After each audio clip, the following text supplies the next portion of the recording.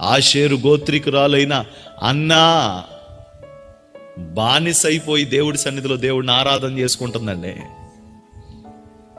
ఏమండి, సుమూయనండి వృద్ధాప్యంలో కూడా నా ప్రాణప్రియుడు వస్తాడని ఎదురు చూస్తూ దేవుని సన్నిధిలో యాజకత్వం చేస్తున్నాడండి.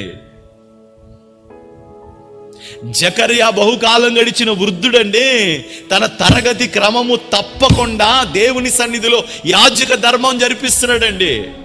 రాజాజ్ఞ వచ్చిందని తెలిసిన తర్వాత రోజుకు 3 మారు ప్రార్థన చేస్తున్నాడండి దానియేలు.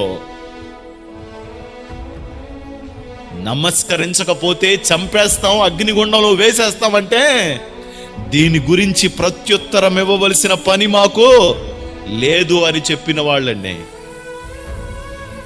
వాళ్ళు ఆరాధికులండి దేవుడికి. హల్లెలూయా. దేవుణ్ణి ఆరాధిస్తున్నావా? ఆయన గురించి నీకు తెలిసిన తర్వాత దేవుణ్ణి నువ్వు ఆరాధించాలి. దేవుడికి స్తోత్రం.